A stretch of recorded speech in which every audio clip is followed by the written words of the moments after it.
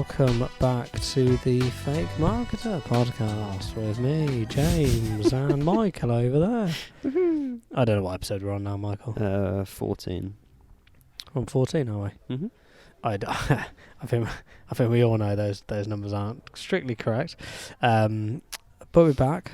We've got the audio, the good audio again. So for the 10 of you listening, you'll be happy. On the last episode, we had Jem on.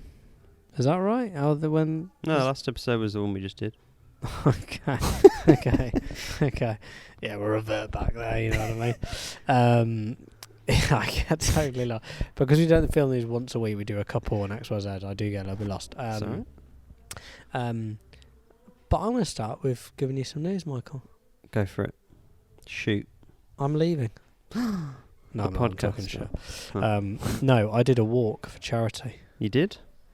I did a walk from Great Ormond Street to Birmingham Children's Hospital in 4 days, 126 miles. Very impressive. With myself and 9 other friends for Ronald McDonald House, because a good friend of mine's son Lockie had a heart issue when he was born. Had a few operations at Birmingham Children's Hospital, and Ronald McDonald House help house parents and families while they're going through those issues and obviously going through those experiences.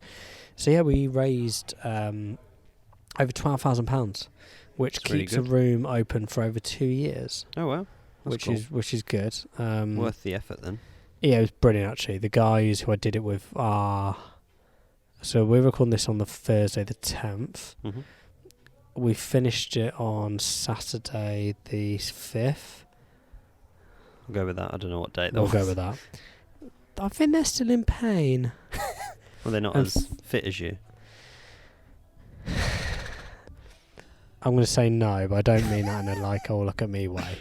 They struggled. Yeah, but you're like built differently. You mean I'm short and skinny? Shredded. No, I'm definitely shredded, Michael. But no, only 6 of us finished it, which I was very sad about. I wanted us all to finish it. I was suspected on a couple. But yeah, we finished it, and it was good old. It was a good old walk. Yeah, I told some people in my personal life about it, and they were like, "That's miles." Like they were surprised because when people say, "Oh, I'm doing a walk for charity," they think you mean like going around the Leamington Park a few times. Yeah, it was punchy by Sam who organised it. Did you like camp or so? How did you? No, we stayed in hotels. A friend of ours who did it with us, he works for IHG now, or one of the big brands. He got us so did hotels. you like plan out where the stops were going to be? Yeah, we did. But what was funny was when he planned out, and this is my mates all over. So when they did the original route, you obviously just do the route straight from Great Ormond Street to Birmingham, and it's we go through Luton, or we'll get a hotel there. But obviously what they didn't do was the actual route to the hotel and then to the next location, which added quite a few miles on. So when I told the group how long it was, I got expletives, and I was like, no, I've not booked the hotels, I'm just telling you the length. Yeah, because if you've booked it, you sort of have to, that's where you have to go. Yeah, I think Sam told the guys it was just over 100, actually it was 126, which I did thoroughly enjoy. That's like an extra marathon on the top, isn't it? Yeah, I loved every minute of it, Michael, watching them die. But it was good. It was a good cause, and yeah, the fact that we managed to raise so much money for just basically a community locally to us is was really cool actually, mate. Really good. It was so good. That's a bit of news from me. You didn't film me any content 'cause you forgot. No, I've filmed a bit actually. I need to give you the GoPro. I know. I did get your text. The problem was right. it was none of the lads were up for it. Yeah, exactly. And I'll be honest. You don't want to force people when they're already. already. I struggled to get when them. they're already struggling. But I've got a bit, so I'd fine. like to do a bit of collage for us, which would be good. Yeah. I think we'd have to do some voiceover like we've discussed in the past, doing that, which would be cool. But anyway, forget about my charitable giving, Philanthropy. That's what Nick's son Joshua studies at Oxford University. He studies philanthropy. He did do. He's in the How city can you now. study philanthropy?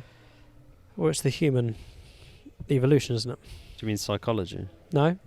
You mean philanthropy? Yeah. Didn't know I think that there was a course something where only you could 3 study. people got on it. No, man. And as Josh is a Mr. Brainy Box, of course he got on it. Very intelligent, Josh. Never met I him. can have a conversation with him probably after 8. I was struggling till I was here. Good AM lad. or PM? So? AM or PM? No, 8 as in he was 8. Oh, I see. Yeah, he's too intelligent for me, mate. He was a clever chap. It's like sitting with me, isn't it? Yeah. Yeah, fucking hell. Bring Nick back. Right, anyway, so today we're going to be discussing, I know you're all fucking dying to hear, is why giving backstories to your brand helps keep customers connected. And there are some very good examples of this. Can you think of any, Michael? Without looking at your sheet, which I've not even got the sheet up. Oh, good. That's good. I mean, I did read the sheet before, but Okay. I didn't know if this was like a lead into what we were talking about, or whether you wanted me to actually try and come up with something. I'm interested to know from Um, what brands have a story behind them. I think like TikTok's making it so that a lot of brands. No, forget that. No, let me finish. It's making like a lot of companies like show more like behind the scenes people who actually like work there. You probably follow that guy, the guy from what's he called, from Pride and Pinion, the watch company. He's called like Nico. Is he the one that goes to a random park and says, "I'm here"? No, he's Okay. like Dutch or something. You've probably seen him, and he like reviews people's like watch collection stuff, and where their rappers go, "Oh, I've got this watch and it's worth this much," and he goes, "No, it's not, because I know about watches." I wouldn't want him to see my watch. But he's like, he just works at the shop in, I think they're in Dublin or something, and he or Belfast, not sure. All my Irish heritage, or They're attacking two me. very, Exactly. very different places, Michael. Yeah, he like, because he's been doing like social media stuff now, the shop and website are a lot bigger because people like know the shop and stuff through him, which is quite cool. What's the brand? Pride and Pinion. Any others? You put me on the spot here. Yeah, but like a story behind it. So we're thinking about like the backstory. So forget what's the story behind Nike? Shoe Dog, innit? Phil, what's his name? Phil McKnight? Phil Knight? Okay, can I let you get? I'm That's not. I've read that book. So Have you actually? Mhm. Oh, fair play. I've not actually. It's on my list. Have you listened to it? No, you know I like the audio. I haven't listened to that. No, one, it is actually. really interesting, because that's like back when he used to like go to Japan or wherever and like lie about how big his company was when it was literally just him to like get all the shoes made and stuff. It's not like no one does that. Blagger. Come on, good story behind them though. Anyone else? Come on. Can't think of any others off the top of my head at short notice. No. Go on.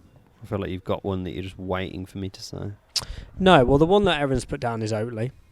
They're the oat milk people, aren't they? They are the oatmeal people, yeah.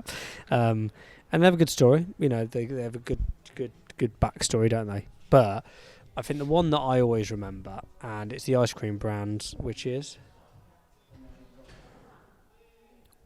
Ben and Jerry's. Ben and Jerry's. I don't Ben know and much about Jerry's. their backstory. Is it just a guy called Ben and Jerry? Or that's two people. Yeah, that's what I meant. A guy called Ben and a guy called Jerry. I don't know their so backstory though. they were a. Oh, if I get this wrong now, I'm a right twat, aren't I? After all that build-up. Yeah, but I always like. They always had, to my knowledge, they were cow dairy farmers. Dairy farmers. I was going to say cow farmer, and that would have been wrong. And they got fed up of the prices. This was years and years and years ago, and then obviously Ben and Jerry's was born. Shout out. I like Ben and Jerry's, to be fair. Yeah, it's very price though, isn't it? Yeah. It's a bit You pricey. get it, Talking about prices, we do need to buy. We've deleted the episode now, but the episode where Nick and I were discussing surreal. cereal. And do you know what I'm going to do actually while I'm sat on my laptop? I am actually going to go and order that cereal now. It's like this is like the ongoing through line through our podcast. Like we had an episode obviously that was deleted. You might have seen the clip. But also then the last episode Nick was on where you talked about Barbie and stuff. Nick also He's mentioned obsessed, cereal. mate. Honestly, he's freaking obsessed with this stuff. 24 quid, yeah, we'll get a not. That's, I get what he's saying. It is a bit steep. No, I get it, but for the sake of, do it for the pod. Problem is, I don't really like any of the flavours. Frosted. What's your favourite cereal like flavour? I have what the kids have, and they have Weetos. That's decent. They're chocolate, aren't they? Yeah, but it's the fake ones, the cheap ones, because like normal ones are Chocolates are, solid. You get the chocolate milk after. It's good. Yeah, just scoop out the bowl. Sorry, right. So let's go back to the backstory. So yeah, for me, Ben and Jerry's always one that I'm like, okay, they've got a cool backstory. Although I could be making that entirely up. So, but for me, it's what they have. Oatly have done something really interesting with their backstories that when you buy one of their products, so like I have it in the house because my daughter is allergic to air, essentially. She's a pain in the ass, but when you buy... I know, but like, I like egg on toast. Yeah, because you can't even have it in the house. Can't have egg in the house. I had scrambled egg lunchtime today. Did you? Well, that's why I treat myself here on a Friday morning to it. Oh, do you have it here? Just on Friday morning. It don't want to treat to James. It's like, and downstairs it's good. Loads of pepper. Oh, God. Right. Nice. Anyway. Bit of sourdough. Bit of sourdough. But what they do on their packaging, their cartons, is they talk you. They put their like mission statement on there as well, which is really cool. I find a lot of the like sustainable type brand. Like I feel like Oatly's in that sort of like sustainable, care for the planet, vegan type space. A lot of those companies will sort of make I think they know that people care about like where they've come from and that sort of stuff. Like I think younger people buying that sort of stuff will like care about how the company was made and all that sort of stuff. Well, I think that's like quite interesting actually, because I'm conscious about this. Like, do you buy a product because of the mission statement or the backstory? Now, I'm the worst person to look about this because I don't spend a lot of money. When I do spend money on something that is going to give me so much value, I will get enough out of it. So even like, but I'm into my running. I need new running watch at the moment, but they're not bloody cheap. Yeah. And I do not want to spend a ton of money, but I know I've got to spend more to get more type thing. Oh, well, it's like for the amount I do. Yeah, it's not like it makes sense. It's not like I'm a casual runner, so it's like I've got to spend a lot of money. Now, you've got people like Garmin, you've got other brands that come into market. Whoop. Whoop's expensive though, isn't it? But it's not. Their subscription's expensive though, I think. But it's not a fitness tracker. It's a fitness tracker, but it's not like a running. Yeah, proper running it's watch. For like sleep recovery and all that sort of stuff. I'll be honest. I'm not going to go into Whoop. We could actually have an episode on that, and they've marketed it perfectly. And because even I know what it is, and I don't even run. Well, and you're not into your fitness, are you? At all. It's podcasts. I've seen people promote it. I think that's how I found out. It's absolutely everywhere. Or like Able on Greens. That's another one. Actually, we could do that. We should email Emma or Aaron about that.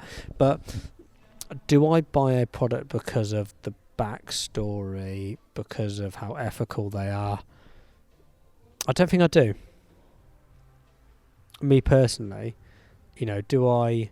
Like I said, if I use that watch example, I'm going to get so much value out of it, or so much out of it.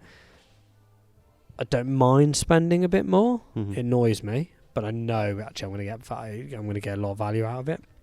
Whereas, if there was Garmin versus, let's say, another company, and there was a big backstory of like a runner who lost his life and he created this or whatever it may be, would that change my decision? I don't think it would. But I guess, you might buy a little bit more than I do. Does that come into your decision-making process if you're buying a T-shirt or, buy something for your other half maybe? Mm-hmm. Probably sometimes. I think it's different maybe with technology and the stuff like you were talking about with the running watches, because for the most part you're going to buy whatever's like got the best ratio of like features to price type thing. You're not really going to be thinking, oh, this watch is way more expensive but it's got a nice story so I'll buy it. But like I think with some products it probably would make, like if you hear somebody who's like gone through adversity or something, then they've created like a brand or something, you might think, hey, well, have you bought anything because of the backstory? I mean, probably, but like not that comes to mind specifically. Like it might have been like on social media. You see somebody who's like explaining like, "Hey, I'm created this brand because I do X, Y, and Z," and you sort of think, "Oh, I'll follow that person," or like. But then again, with smaller businesses, a lot of the time you're going to pay a lot more because they're smaller and can't afford to. Do you know what? As you're speaking there, I have bought something because of the backstory. Uh-huh. It's quite annoying now, actually, as I'm thinking about it. So I watch. There's about 4 different things I watch on YouTube religiously. I've mentioned them before, so shout out to Goldshore Farm in Vermont. Love that. Every 2 days puts a video up. Really good. It's about a duck and goose farm in Vermont, but I won't go on about that. And then also I've been watching these guys for about, me and Jess have been watching them probably 5-6 years, called King in It. And it's some travel vloggers, similar age to me, and don't want kids. They're just literally just like firing around, like but they're just they're from Barry Island actually. They're really nice. And I bought it's the hoodie. It's one of my. You'd have seen the hoodie I wear because I don't have much clothes, but I bought the hoodie for Jess and I because I knew it's going to support them. And I was actually, I need a hoodie. And I think it's Christmas bought them for us. So I was like, actually, so yeah, I've been done there. Yeah, well, I think that happens with a lot of people. Like, I think if it's somebody that you find because of them rather than the product. So like, if you follow somebody and then like you follow them for a while and you get to like know who they are as a person, and then they go, hey, like I'm releasing this thing, or I'm starting a Patreon, or I'm doing whatever. You might think like, I know this money's going to you, and I already like you, so I'm more inclined to. I think it's probably more with personal brands than it might be with like big companies, maybe. Well, especially in a B2B sense, because if I look at it from data, which you're a bit more privy of now because of Jason, but how many people buy data from us because of our backstory in a B2B? I think people sometimes get confused between the backstory and the story, if that makes sense. Mm-hmm. So, especially on things like, in a B2B sense at the moment, we're seeing a lot of people, the rise of them on, let's say, LinkedIn with like a personal brand perspective. Yeah. Do they know the backstory to the business? Probably not. Do you care as much? I don't know. If I think some of the people that we use or some of the suppliers we use for certain things, do I really give a shit about their backstory? Probably not. Well, no, because I've got a problem. And I had a really good conversation with Jason Elliott actually in the office today, because I was saying when we were asking about just re-engaging with old clients. They've come out of license and they were asking the question, which is how do I contact them? I'm calling people, but I'm not getting the traction I want. And I said, well, we're asking the wrong question. For example, if someone called me today and said, what challenges are you facing? My one would be, I am spending hours upon hours trying to figure out, one of my customers is supplier onboarding forms in the States, which I've probably spent about 50 hours on in the last 2 weeks. That's my challenge right now. If someone called me and said, I could fix that challenge for you, James, I'd have a conversation. Mm-hmm. I'd absolutely go, I'm up for a chat here.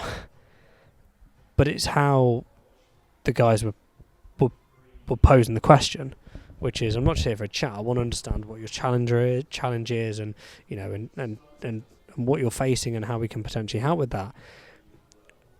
Does the backstory come into it? Maybe. From a consumer perspective, I think there are definitely the younger generation. I think by some of the analytics that I've seen, and some of the case studies and studies that have been done, the younger generation, they are definitely more, what's the word? Conscious. Yeah, they're more conscious of, is it ethical? But I'm still not sold on it. I know people will say that in studies, and I get that. Mm.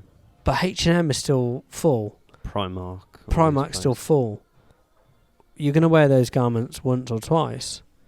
Most especially because we're in a social media age. So does the backstory matter as much? I think potentially. But I think it's striking a balance.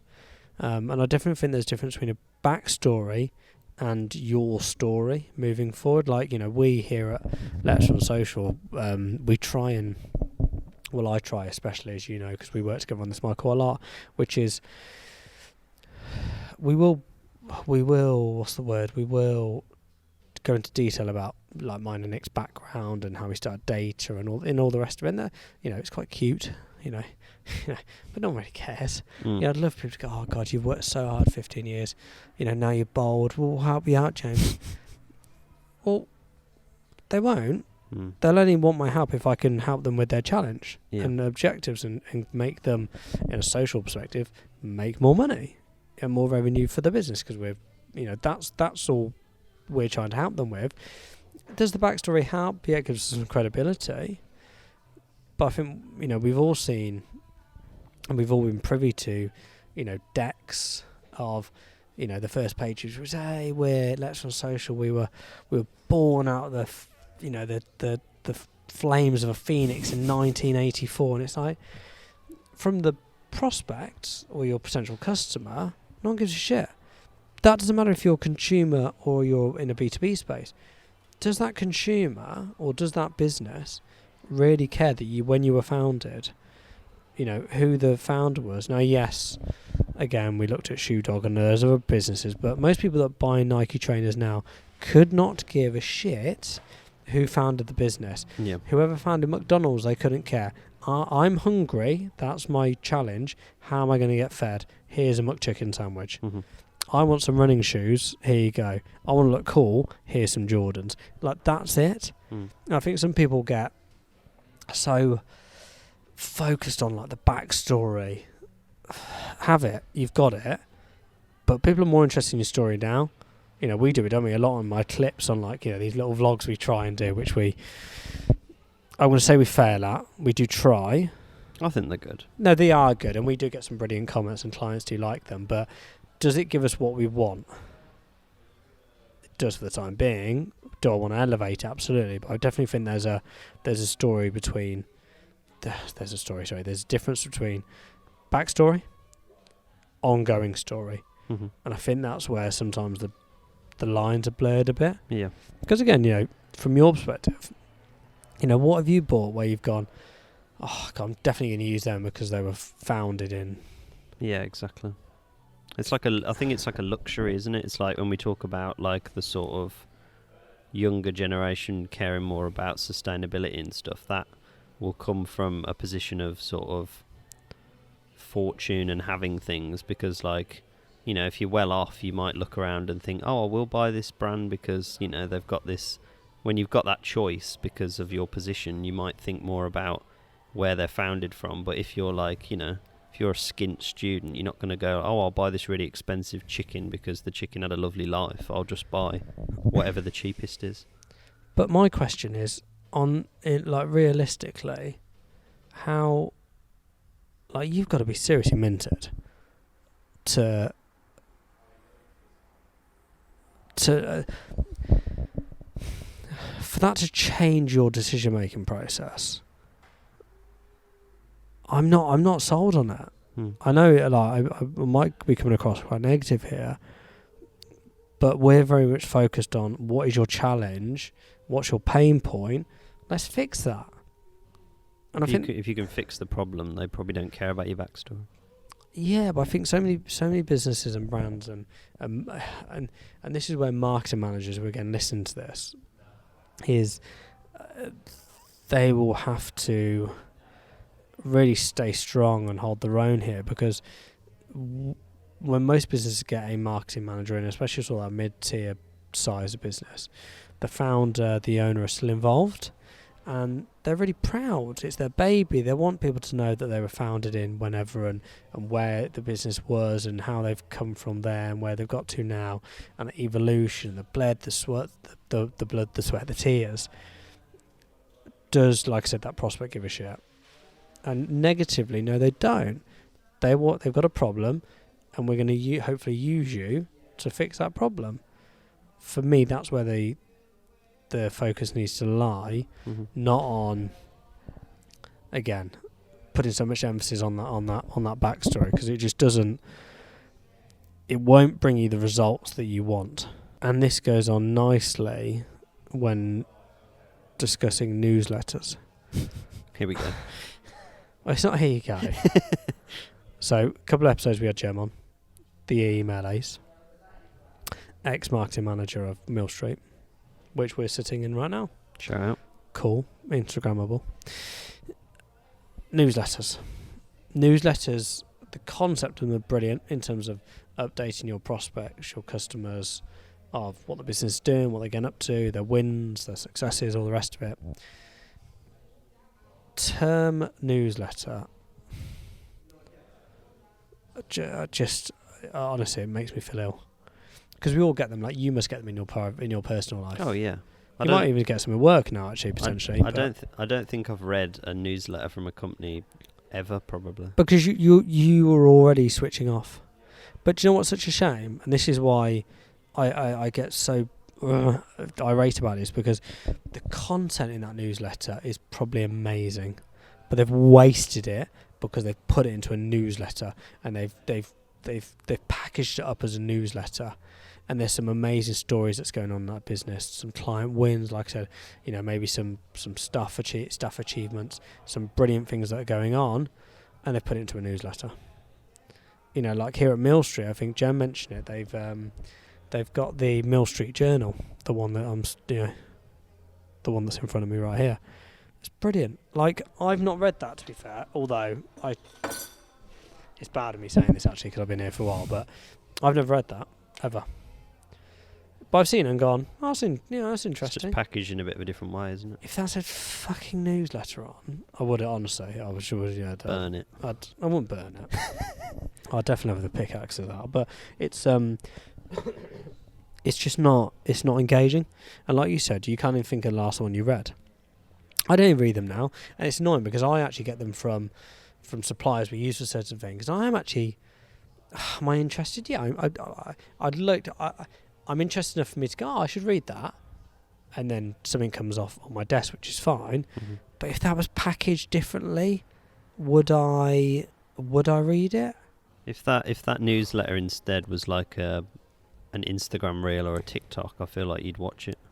Same with me. I feel like if there was a company where they showed the exact same thing in like a video, I'd probably watch. If it was like a 50-second video or whatever, I'd probably watch that. But because it's a newsletter, am I really going to sit and read this whole thing? Probably not. Well, look at our clips. We don't do a newsletter or an email newsletter, but we do, and this podcast is a big part of our marketing strategy, which is we record this on a Thursday, even though normally it should be earlier in the week, but this week's been a bit nuts. And actually, Michael, it's my birthday on Monday. I know. Were you still working? Yeah. Was I still working? That'd be stupid. I was sat here. Oh. I made me laugh actually. Elliot came over about 4:30. He went, I just looked on LinkedIn. I was like, yeah, he went, oh, perfect. I was like, cheers, mate. And it was Jake's on Tuesday as well. Yeah. But like our clips, clients enjoy them. They watch them. And it's more engaging than a newsletter. Yeah. This works here. The Mill Street Journal works here because there's lots of different people in and out of the building. They can pick this up. It's 2 to 3 pages. Quick read. Bing, bam, boom. Our clients aren't in the same office as us. Where can they just quickly absorb some content? Either this podcast, which hopefully we'll get more of our clients reading, but actually those little 10 little clips, and actually then producing this into a blog, which already I've started doing the last 2 weeks, which has produced so many views on that blog. Has it? That's good. Yeah, really good actually. The feedback's been really good, which is really good. But again, that's the ongoing story. It's not the backstory or the brand story. You can have a backstory, but I think what's more important is actually just keeping your customers connected by your ongoing story. Yeah. And that will evidently, it will change, it will adapt. Your tone of voice may change, especially if you get bigger. If your market changes, you can you can adapt, but I think there's definitely I think marketing managers, small business owners need to understand, yes, that backstory is great for you and for your business. Prospects don't care about it too much. Some may, but I'd say the vast majority wouldn't. And there's such difference between your backstory and your brand story. That brand story will evolve, and it's just a constant. It's a what's EastEnders in Coronation Street? It's a soap. It's an ongoing soap opera, isn't it?